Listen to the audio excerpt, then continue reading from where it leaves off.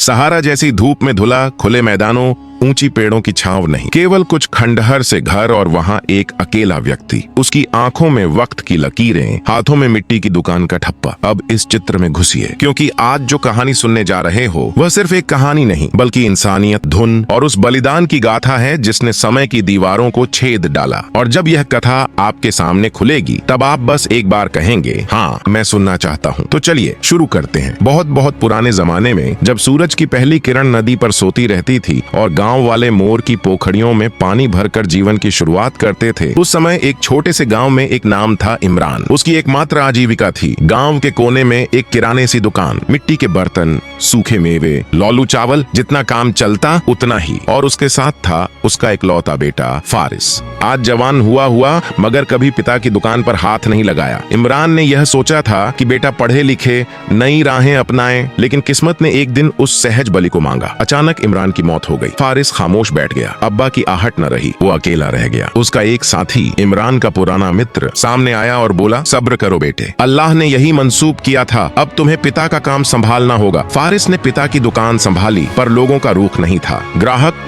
कम और चिंता ज्यादा। उसने सोचा, अगर ऐसे ही चलता रहा तो जल्द ही हम भूख की कगार पर होंगे। कुछ समय बाद उसने फैसला किया, दुकान बेच दी एक मालदार व्यापारी को और सोचा कि पड़ोस में बड़े शहर की ओर चलूंगा, नया काम शुरू करूंगा। उस समय का सामान, कारोबार, नई जगह, बड़े विचार। लेकिन जैसे तैसे वह एक बड़े शहर पहुंचा। वहां उसने देखा कीमतें आसमान छू रही थीं। उसके पास जो धन था उससे कुछ शुरू नहीं हो सकता था। तो फिर उसने सोचा, एक अनोखी तरकीब अपनाऊंगा। उसने एक दुकान किराए पर ली। उसके ऊपर मोटे अक्षरों में लिखा, अक्ल बराए फरोख्त। पढ़ने वालों ने पहले चिढ़कर कहा, अक्ल भी बेची जाती है। लेकिन फारिस ने बुलंद आवाज में कहा, सुनिए भाइयों, किसी न किसी मोड़ पर आपको भी अक्ल की जरूरत पड़ेगी। आज मुझ पर हंसो, मगर एक दिन मैं अपनी अक्ल का लोहा मनवाऊंगा। धीरे धीरे शहर में चर्चा फैली, देखो उस ताजिर को जो अक्ल बेच रहा है। लोगों ने मजाक किया, पर कुछ ने मुंह में कहा, अगर कभी मुझे अक्ल की जरूरत पड़ी तो मैं उसके पास जाऊंगा। एक दिन एक शख्स मजाक में गया और सचमुच एक दिनार की उतराई में अक्ल ले लिया। दुकानदारी कुछ कम हुई, पर फारिस निराश नहीं हुआ। उसने सोचा, कुछ दिन और फिर बड़े काम होंगे। उसी शहर में एक मालदार बूढ़ा था, मुनीर नाम का बेटा। पिता कंजूस और बेटे के दिमाग साधारण। एक दिन पिता ने कहा, बेटे हमें अक्ल की खेती करनी चाहिए। मुनीर ने मिट्टी डालने लगा, कहने लगा, अब्बा जान, मैं अक्ल की खेती कर रहा हूँ ताकि हम सबसे बड़े अक्लमंद बने। बूढ़े ने सिर पकड़ा और कहा, ओ अल्लाह, कब इसकी अक्ल तैयार होगी। फिर मुनीर बाजार गया, रेड़ा हुआ उस दुकान के सामने, अक्ल की दुकान। उसने सोचा, क्यों ना एक दिनार की अक्ल ले लूं। उसने एक दिनार दी और बोला, एक दिनार की अक्ल दे दो। फारिस ने कहा, ठीक है, जैसे आप मुनासिब समझें। उसने कागज दिया। जेब में एक दिनार था और हाथ में एक कागज। घरों पहुंचे, उसने पिता से कहा, अब्बा जान, ये देखें, मैंने एक दिनार की अक्ल खरीदी है, आधी आप रख लीजिए, आधी मुझे दे दो। बूढ़े ने हैरानी से कहा, क्या कहा, आधी अक्ल तुम लेओगे? खूब गुस्से में बोला, तूने एक दिनार को क्रय किया। यह बात बच्चा जानता है कि दूसरों की लड़ाई देखना अक्लमंदी नहीं। और फिर बाजार जाकर फारिस से उखाड़ गया, तूने मेरे बेटे को बेवकूफ बनाया है, पैसे वापस कर। फारिस ने कहा, आपने मर्जी से लिया, अगर चाहेंगे पर्ची ले जाइए, पैसे वापस कर दूंगा। बूढ़े ने पर्ची निकाली, पैसे वापस मांगे और वापस दिए। इसी रियासत के दरबार में थे एक खलीफा आलम पनाह, जिनकी 2 रानियां थीं। एक दिन दोनों रानियों की खादिमाएं बाजार गई हूँ। एक ने एक तरबूज देखा, कहा, बहन जी यह तरबूज बहुत पका हुआ है, मैं ले लूंगी। दुकानदार ने कहा, 2 दिनार। उसने ले लिया। उसी बीच दूसरी खादिमा ने 3 दिनार हाथ पर रख दिए और कहा, ये मेरा। पहली ने डांटा, मैं पहले आई थी। मामला गर्म हुआ। बाजार में दोनों खादिमाओं ने लड़ना शुरू कर दिया। मुनीर वहां से गुजर रहा था। उसने सुना, देखा, दोनों उसकी ओर मुद्दे। भाई आप मेरे गवाह हो। नहीं, आप मेरे गवाह हो। मुनीर कुछ न समझ पाया, सिर हिलाया। अब वह फंस गया, ना इधर का रहा ना उधर का। बूढ़े पिता ने कहा, सही मशवरा चाहिए है। वह गए फारिस के पास। फारिस ने कहा, हाँ सलाह दूंगा, पर फीस होगी 10 दिनार। बूढ़े ने तुरंत दी। फारिस ने मुनीर से कहा, जब खलीफा से पूछे जाए पागल बन जाना, उल्टी सीधी बातें करना। मुनीर ने मान लिया। अगले दिन जब खलीफा ने पूछा, क्या हुआ, मुनीर हंसते हंसते बोला, खलीफा पनाह, ऐसा करें, इसे अभी दें, फिर आप समझ जाएंगे। खलीफा ने सोचा, ये तो पागल है, तुरंत दरबार से बाहर निकाल दिया गया। फू ने सोचा, अगर पता चला कि बेटा असल में पागल नहीं था, मजाक हो सकता है बुरा अंजाम। फिर उन्होंने फिर से फारिस से मशवरा मांगा, लेकिन इस बार फीस थी 200 दिनार। बूढ़े ने अवश्यम भावी भुगतान किया। फारिस बोला, कुछ समय ठंडा बैठो, फिर खलीफा के सामने सब सच कह देना। 2 महीने बाद मुनीर दरबार में गया। डरते सब बताया। खलीफा ने कहा, तेरी दानाई से हम खुश हैं, अगर तू उस दिन पागलपन का ड्रामा न करता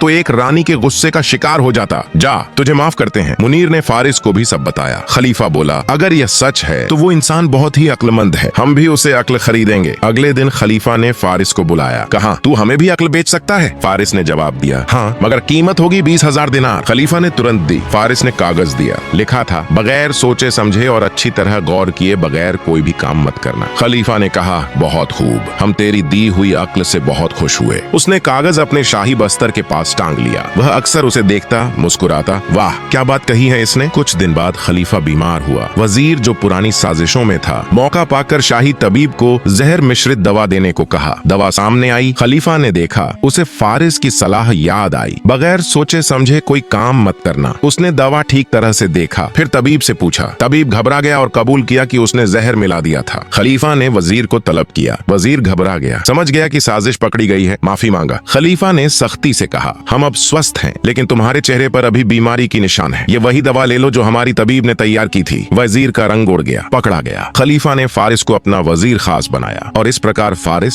जिसने कभी दुकान नहीं चलाया था, अपनी अनोखी तरकीब से, अपनी धुन से, अपनी धैर्य से उस दौर और उस दुनिया में नाम कमाया। उनकी दुकान ने शायद बहुत वस्तु नहीं बेची, पर अक्ल, समझ, धैर्य, सोच समझ जैसी अमूल्य चीजें बेची। वो एक मिथक से व्यक्तित्व बन गया जिसे सबने कहा, अगर अक्ल लेनी हो तो वहीं जाना चाहिए। समापन में इस पुरानी बस्ती की कहानी हमें यह सिखाती है कि असली सामान वह नहीं जो हाथ में झलके, बल्कि वह है जो दिमाग में बसे, दिल में उतर जाए। और जब आप उस सामान को बेचने उतरे तो याद रखिए, कीमत सिर्फ पैसों में नहीं होती, बल्कि भरोसे, धैर्य और सही समय में समझ लेने में होती है। अब जब आप सुन चुके हैं, सोचिए आपकी जिंदगी में कब अक्ल की दुकान खुल रही है और कब आप उस दुकान के ग्राहक बनेंगे।